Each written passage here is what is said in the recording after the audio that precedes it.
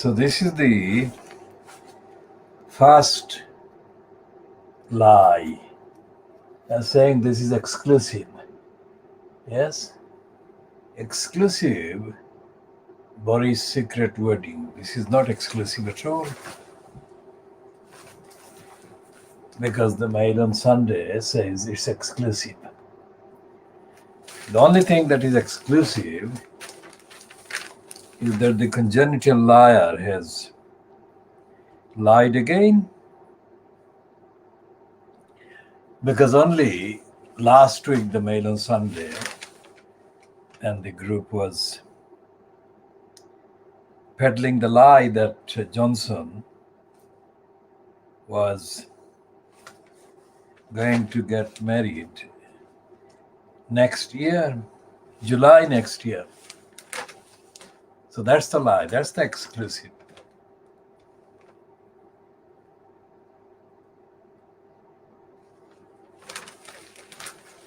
It's a complete embarrassment and stupid.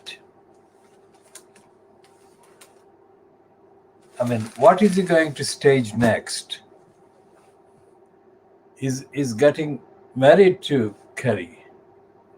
So the only thing that could justify a stunt like headline, as if he's doing things, is to get divorced.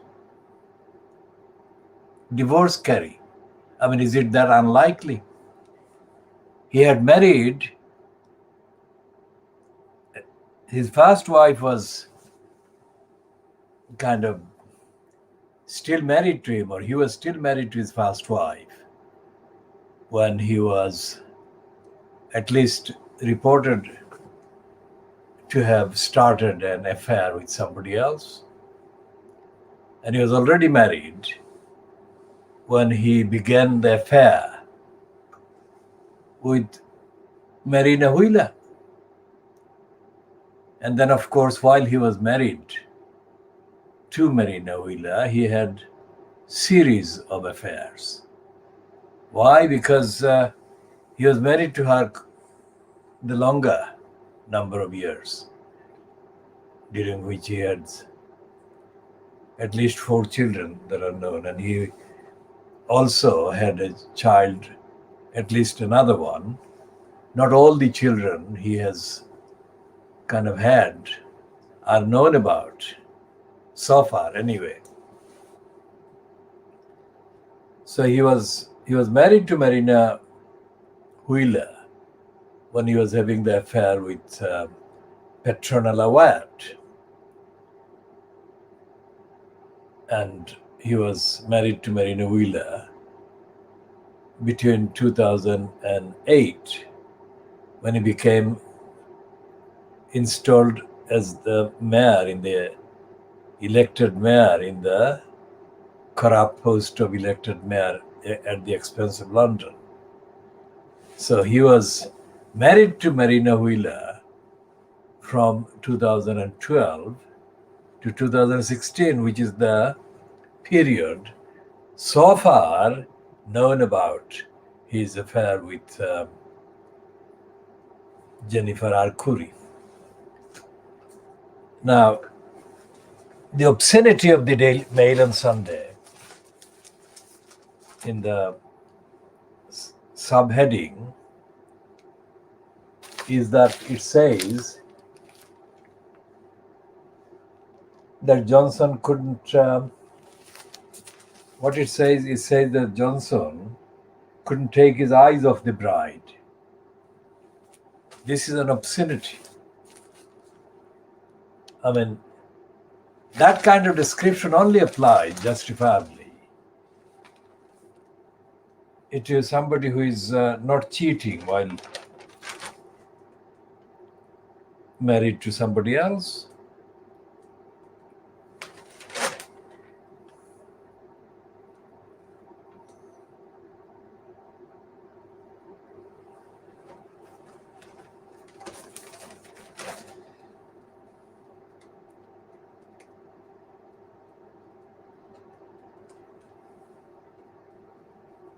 Now, who is Stanley's daughter?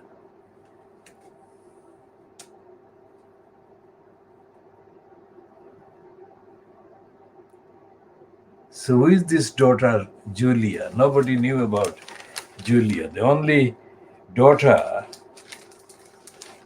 of Stanley that has been known until this time has been Rachel Johnson.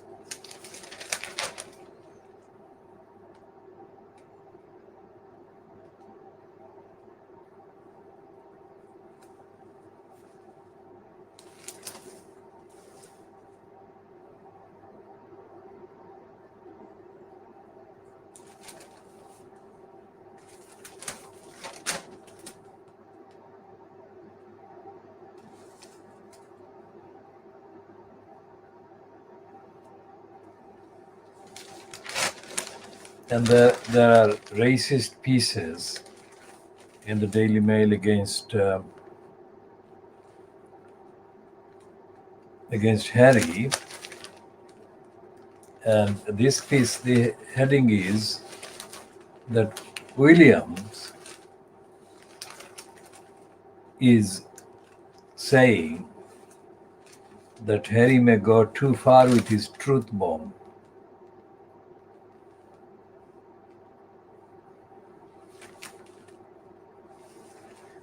And there is a 2-page spread about Sikh Clegg, who is, according to this report, paid £2.7 million by Mark Zuckerberg.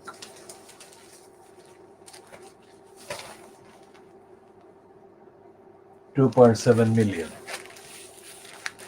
Now that is $2.7 million per year.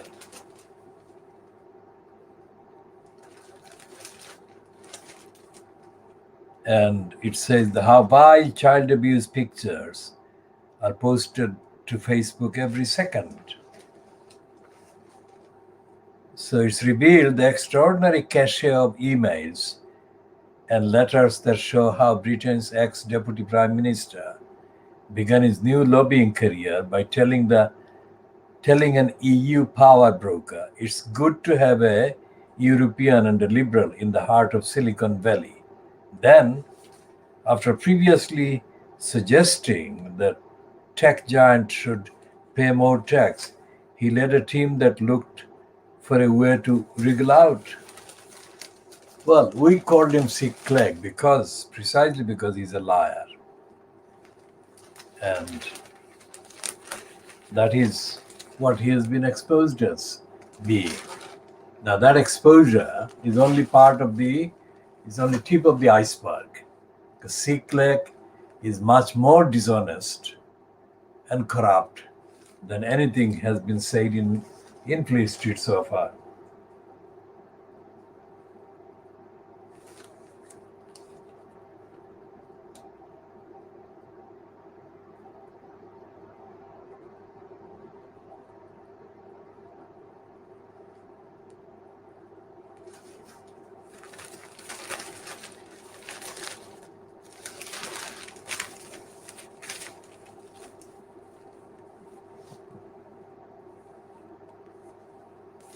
And there is an admission about the BBC paying or said to be paying £1 million to the ex-BBC man, graphic artist Matt Weisler, who was blacklisted by the BBC. Now, notice the word blacklisting. We shall come to discuss blacklisting, if not in this edition, but in later editions. The BBC faces paying out up to 1 million in compensation to their graphic designer, whose career was wrecked after it blew the whistle on the Martin Bashir scandal. The Mail on Sunday can reveal that Director General Tim Davie will meet Mr. Weisler on Thursday and personally apologize for how he was hounded out of the BBC after sounding the alarm about disgraceful Bashir's 1995 interview with Princess Diana.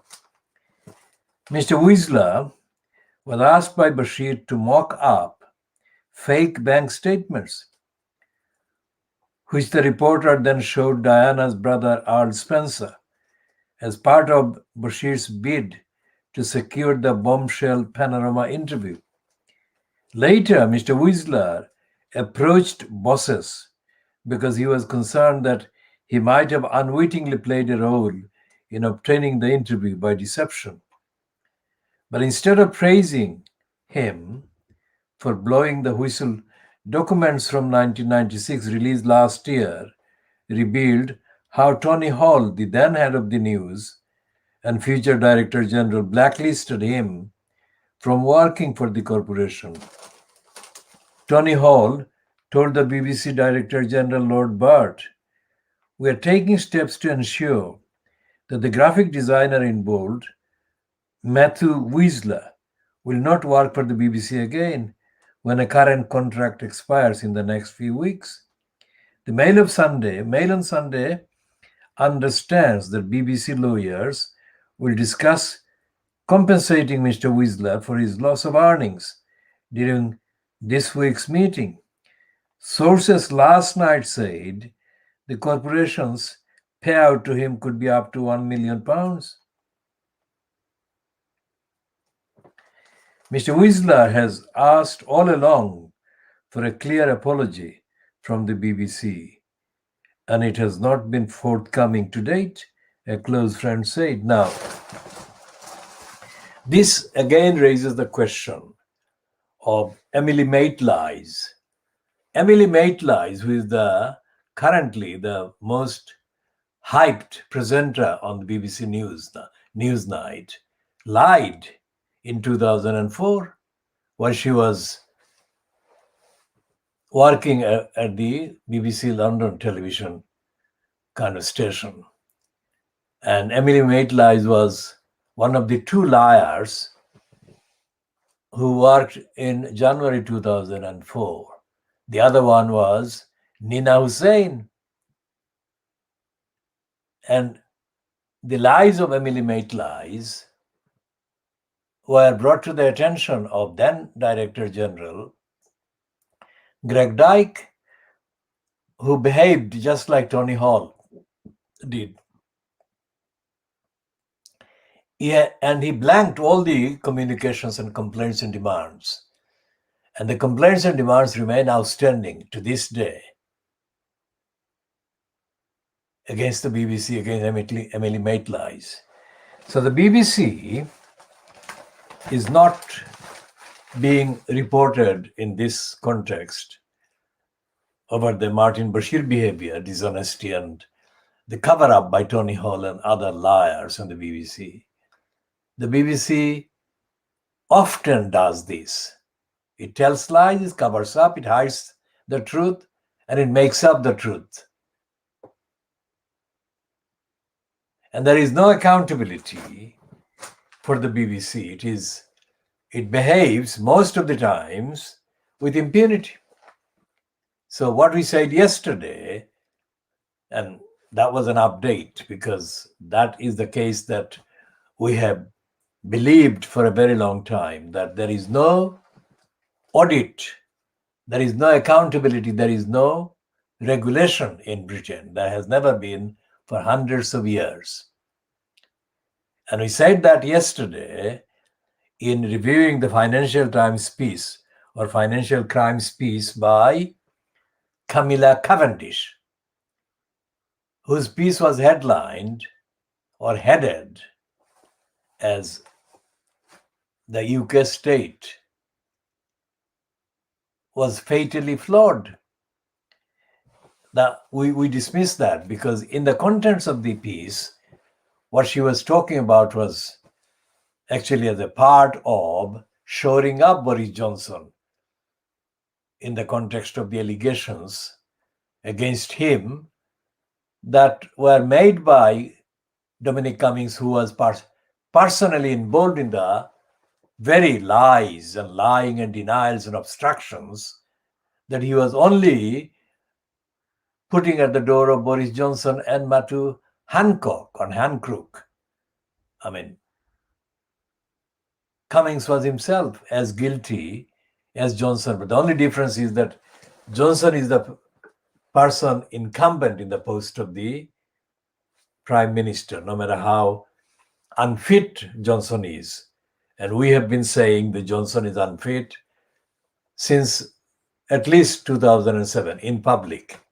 Not because we have an agenda against Johnson, but we have an agenda to speak out for the many, for the society, which deserves much better and much fitter incumbents in the post of Prime Minister, or even as in the post of an MP, or as a post of a member of a cabinet, whatever the member is, whoever the member is.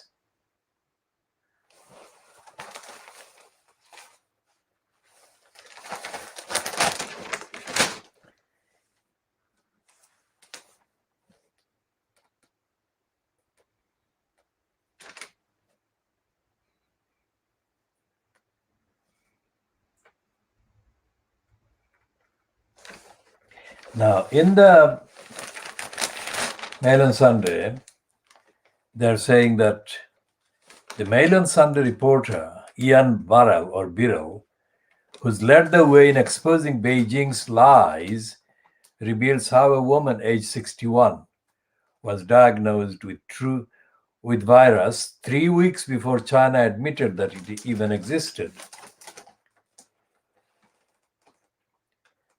And the Mail on Sunday is claiming that every other British newspaper or magazine has followed the Mail on Sunday on the lab leak theory. Lab, that is the Wuhan lab in China. So they're boasting about this, and this is their boast on two-page spread. Now, that is not something that the Mail on Sunday should be allowed to boast about, because Ian Birrell has not led the way. There have been many campaigners who have been claiming across the world various aspects of the various steps, manipulations, and lies and propaganda that the Beijing regime was alleged to have been involved in, engaged in, about the origins, about the timings, and about the extent of the details that they have suppressed. And this has nothing to do with the Mail on Sunday, which is a lying newspaper, absolutely lying. It never tells the truth. Everything the Mail on Sunday publishes is similar to the Daily Mail, which is part of the same group. And they are liars. Take a pause, and they are liars. This is not something that they perpetrate or commit exceptionally on rare occasions. The main routine, the main purpose, the main behavior, the main modus operandi or MO of the Mail on Sunday and the Daily Mail and the made online is lying, manipulating, distorting, and spreading misinformation, while at the same time claiming to be engaged in spotting misinformation and lies by others, and thus claiming to be the champion of telling the truth. That is absolute lie and untruthful.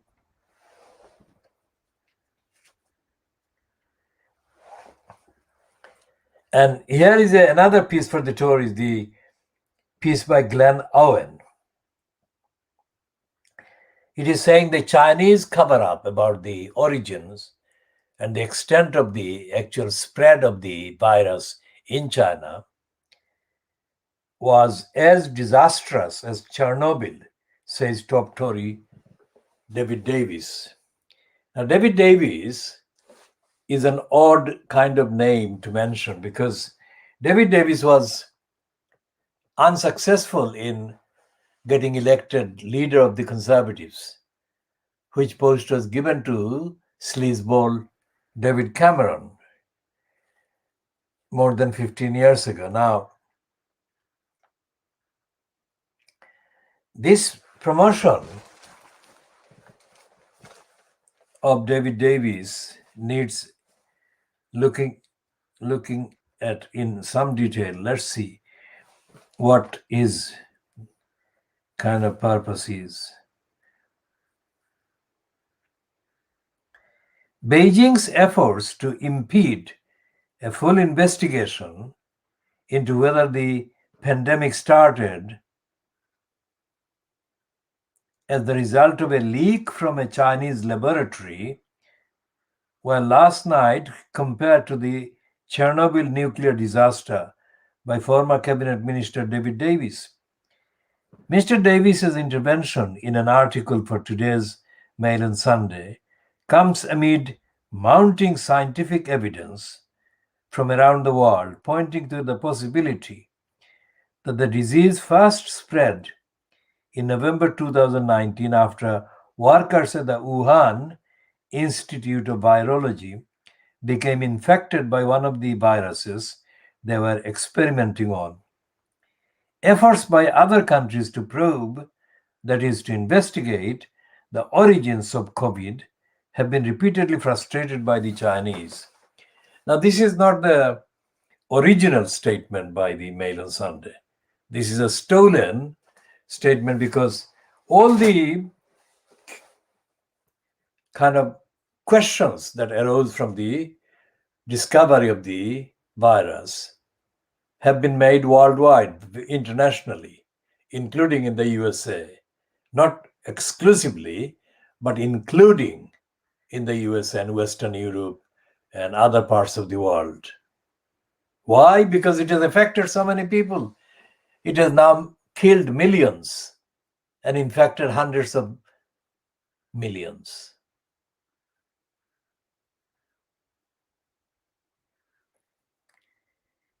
And the extent, the strength of the controversy about the origins, the extent of the kind of identifiable reasons, factors causing the virus, have included sustained allegations that remain active to this day. Today is the 30th of May 2021, against the United Nations agency World Health Organization and its head, the Ethiopian man who has been heading the WHO, and he has been accused of corruption. He has been accused of bribery, and he has been accused of collusion with the Chinese in covering up the actual extent and the truth of the origins of the virus and the extent of the known identifiable reasons, factors that contributed to and caused the virus to appear in the first place. And this allegation, or this series of allegations against the WHO leader remains active to this day, up to this minute. And let's see what the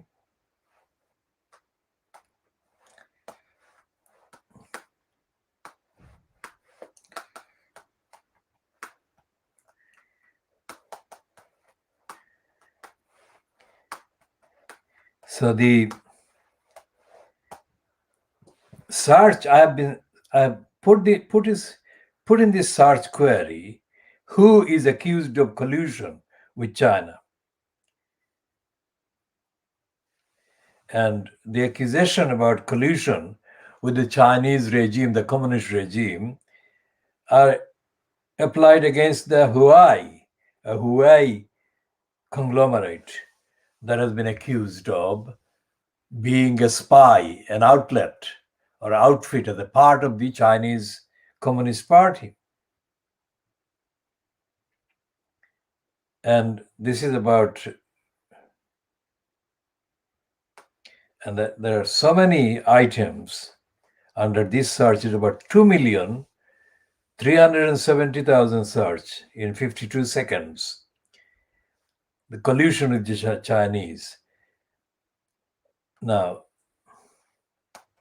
let's see a shorter search, which is accused. Who is accused? Let's see who separately on its own.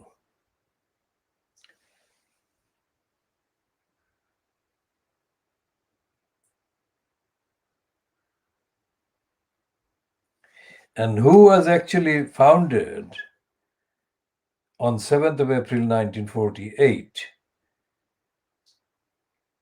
by the United States, United Kingdom, Brazil, Turkey, Canada.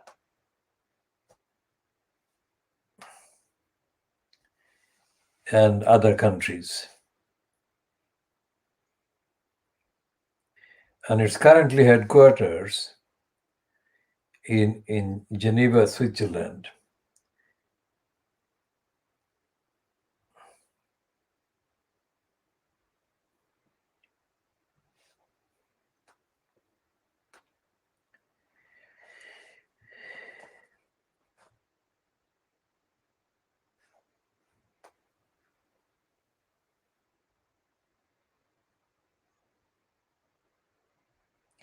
Now, this man is named as the head of the World Health Organization as Tedros Adhanom, as the Director General.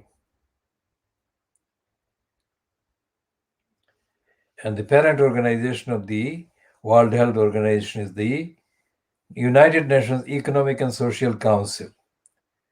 And the 2020 to 2021 budget is shown as US $7.96 billion. And let's see if there is any acknowledgement in the wiki entry of the controversy.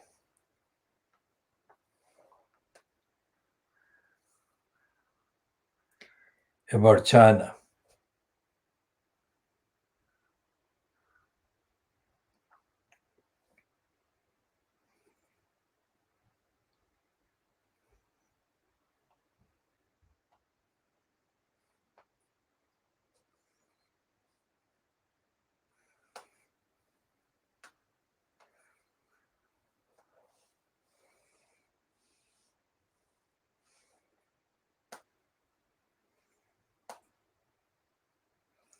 So the WHO is, it has got several regional headquarters around the world about.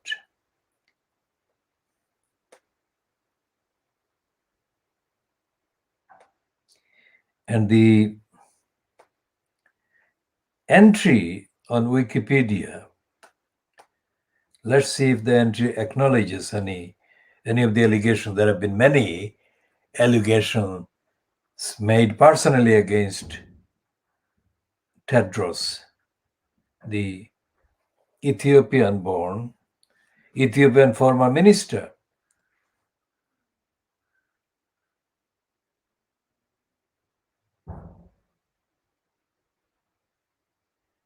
Right. Here is a short reference to WHO being criticized for praising China's public health response to the crisis while seeking to maintain a diplomatic balancing act between the United States and China. Commentators, including John Mackenzie of the Hrs Emergency Committee and Anne Schuchart of the US CDC, have stated that China's official tally of cases and deaths may be an underestimation. Now that is applicable to both the UK and India in the current topicality.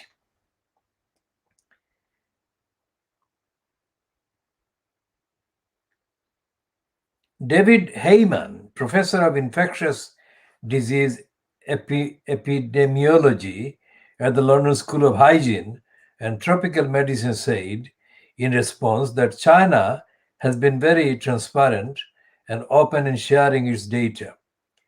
And they opened up all their files with the WHO. Now, that is in contrast to what the Mail is saying, isn't it?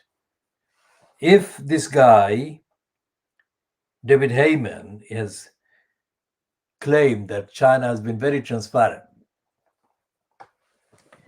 then what does the Mail on Sunday say about David Heyman in this very clear expose about China having lied and covered up? And what is he saying, this David Davis? Because the allegations against China include allegations that have been made against Narendra Modi's regime, allegations that have been made against Donald Trump's regime in the USA, and of course, allegations that have been made against Boris Johnson's regime in the UK. And here is the Mail on Sunday saying, questions China cannot dodge. Now, obviously, the entry on the Wikipedia is outdated or misleading and false.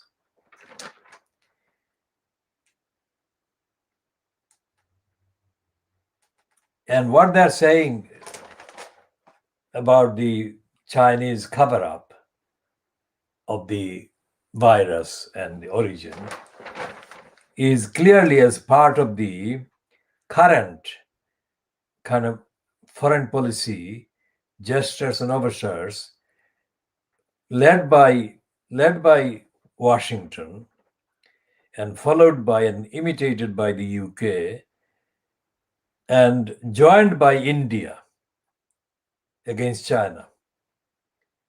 And it seems that David Davis is doing the propaganda role there. He's not doing it objectively, but he's doing it as part of the propaganda. And this must be part of the role that he has as a member of the Privy Council. In the UK, Privy Councillors are an exclusive group who constitutionally, despite the fact that there is no written constitution, but in terms of the constitutional conventions, are exclusively treated and made kind of privy to the policies of the state that are otherwise kept secret. So they are the members of the Privy Council, whose head is the monarch. The Privy Council is not part of the parliamentary kind of role as such, but it's the role of the monarch.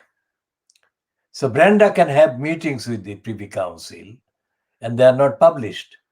The minutes are not published, even the facts are not published necessarily. So I think that this piece by David Davis is in his role as a Privy Councillor. That is to say, he's writing based on access to information that he is not constitutionally, democratically required or obliged to share in public as to where the source or sources of his information is or are.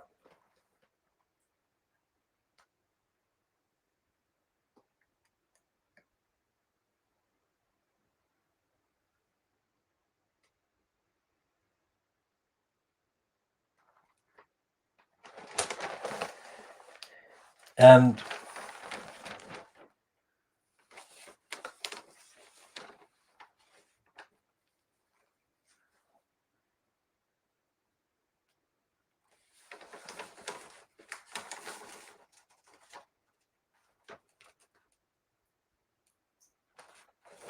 I shall come back to the article in the Mail on Sunday by David Davis again before the end of this particular edition.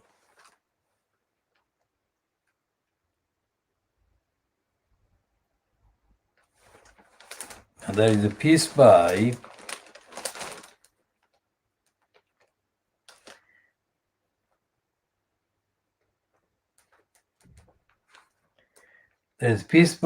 David Blanket, who is described as a former Labour Home Secretary, and he's saying, or the heading is saying, why we must stand up to Sir Nick. Sir Nick is the Sikh clerk that we call him, Sikh clerk. So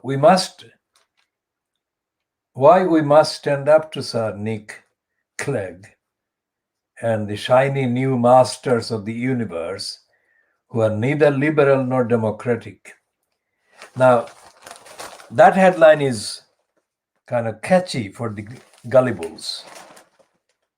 And it's a cooked piece. That is a lie, because David Blanket is not liberal nor a Democrat. He is a crook himself. So this is the diagnosis. This is the series of diagnoses of the Fleet Street Papers, and this is the Mail on Sunday we are still looking at.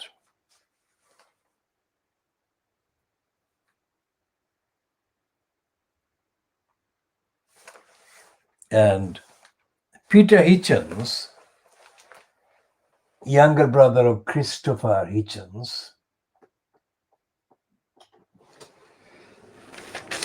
is saying, what he's saying is again part of the agenda to shore up Boris Johnson. Now, Peter Hitchens is given a space there by the Mail on Sunday, the Daily Mail group, let's say, as a kind of token dissident. But he's not a dissident against the right wing. He's not a dissident against the racists. But he's a kind of sub-group dissident. He's a right-winger, but he's a right-winger with a contrived sense of eccentricity that is attached to him and which he cultivates as part of the trade. So what we're saying is that there is nothing in the papers today, and there is nothing in the media, mainstream media at all, about the existence, even the existence of the Labour Party as a political party. And by definition, by that fact, there is nothing about Keir Starmer. He's not featuring anywhere in the main, let's say, running orders of the broadcasting outlets, for example. There is no item featuring Keir Starmer politically. Now, that is not unexpected in the atmosphere dominated by the political atmosphere that is dominated by the right wing and the reactionaries and the Brexiteers, those who peddle Brexit as a part of their instrument to hoodwink and mislead and carry with them as electoral fodder the gullibles, the 52% or the mid-50s%.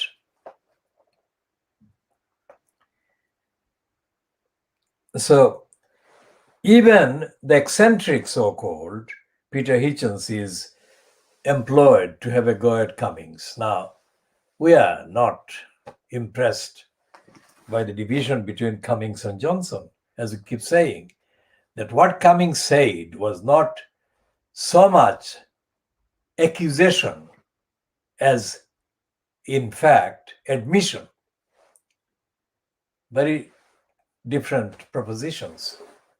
Because they are trying to distance Johnson from the wrongdoing and lies and criminality of Johnson by creating a completely false, artificial difference between Johnson and Cummings.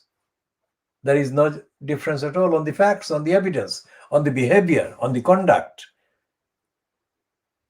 Because although Cummings is as shameless as Johnson. Because when he went to the so-called Barnard Castle in Durham during the height of the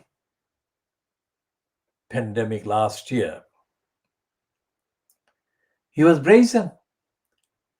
He was so brazen that he staged his own so-called media do in the so-called Downing Street Gardens. And he was not challenged. He was not challenged by the papers. He wasn't challenged by the BBC. He wasn't challenged by the Sky News, ITV, Channel 4 News, whatever.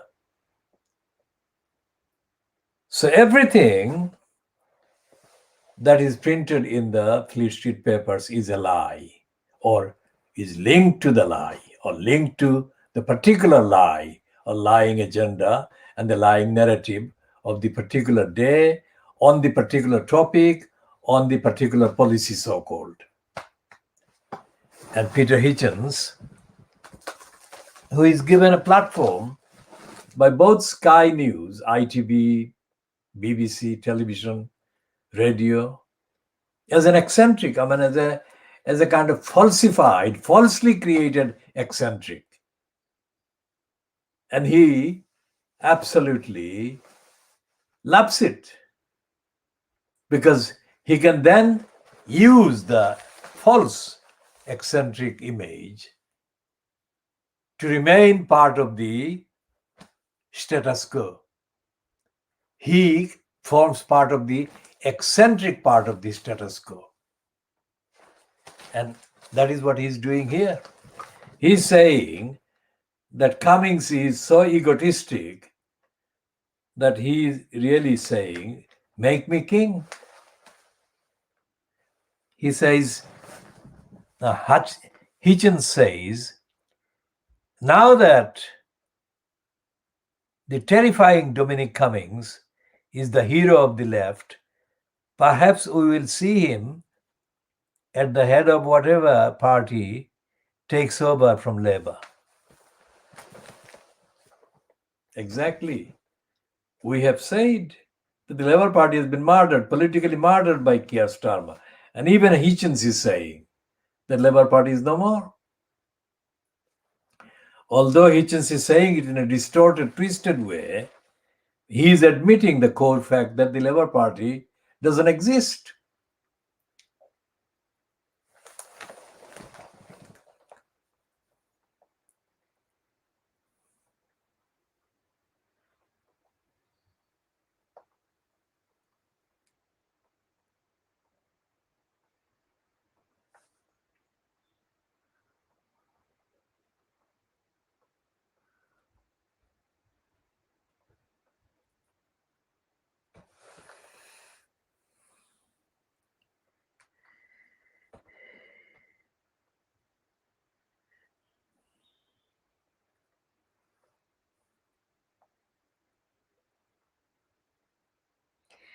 And Peter Hitchens is completely dishonest, because the left in this country wanted Brexit.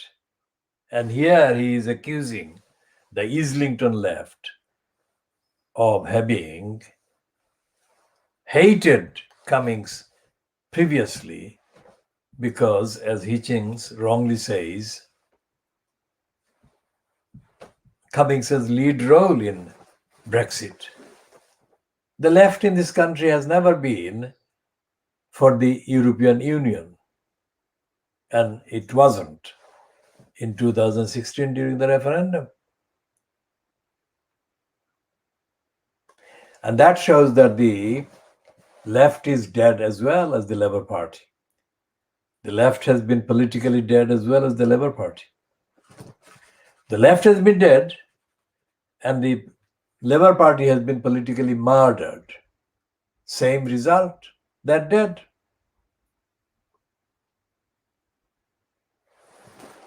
So Hitchens is like Camilla Cavendish, a kind of artificially created slotty in one corner of the right wing and the reactionary media and the reactionary establishment, the reactionary corrupt status quo. And because they are given this falsely created segment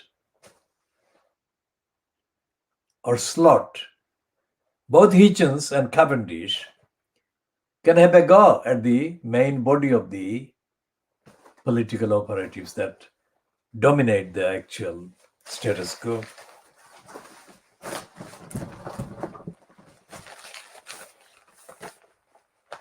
Shall come back to Hitchens in a minute.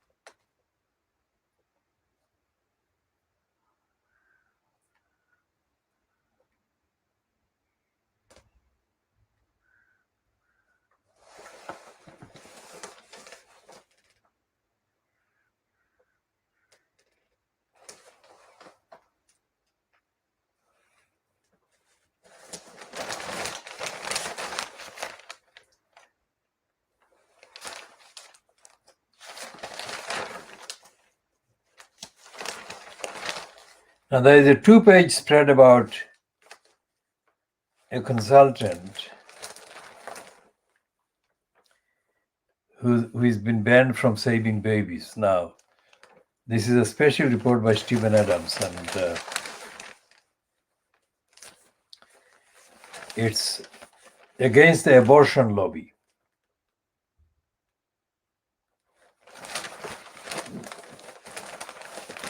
And there is another piece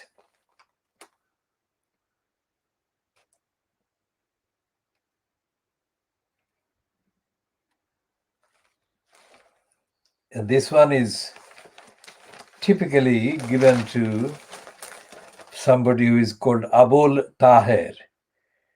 And Abul Taher is described by the Mail on Sunday as security correspondent. Well, in the objective description, this name is, of course, a Muslim name or Arabic name, and most likely to be the name of a Muslim. And the fact that this individual is given the description security correspondent shows that he is one of thousands of Muslim spies spying in Britain against ordinary Muslim people who are absolutely, totally innocent, but being treated by anti-Muslim agenda as possible suspects.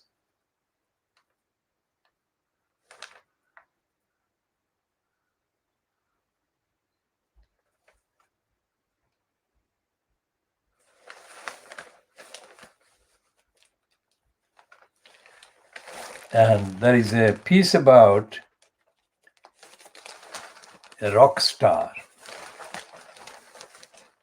Drugs cost Amy, that is Amy, what's her name?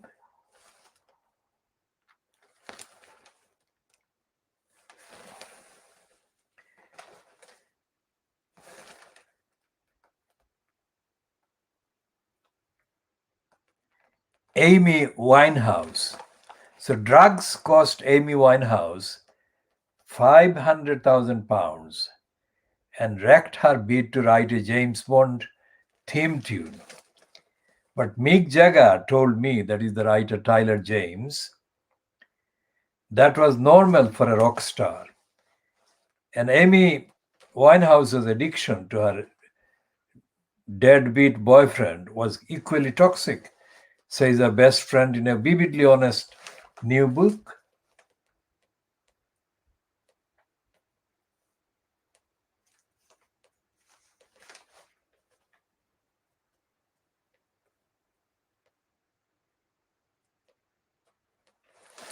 And this writer, her best friend, says that Amy Winehouse would hang up the phone if her boyfriend came into the room.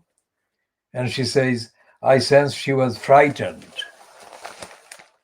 Now, we are not going to read the rest of it in this particular edition, but essentially saying that the so-called pop culture,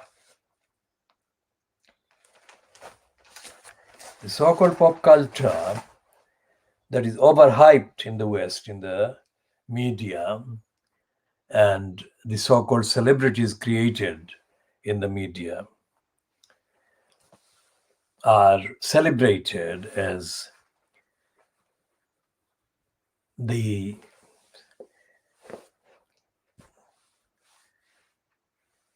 role models for degeneration.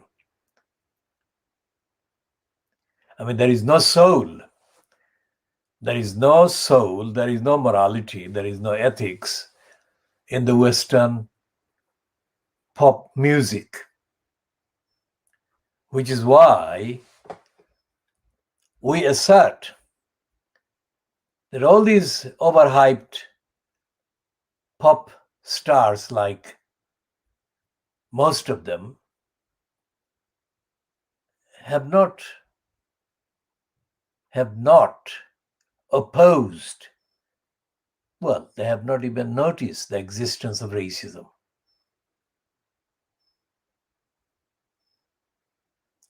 So what do they do? What do they represent? They represent literally degeneracy, which is bound to make them attracted to drugs and other abuses. Think about this. So we shall be coming back to all these topics that we have mentioned, but not necessarily completed the diagnosis of. We shall come back in the next edition or editions, depending on the various factors.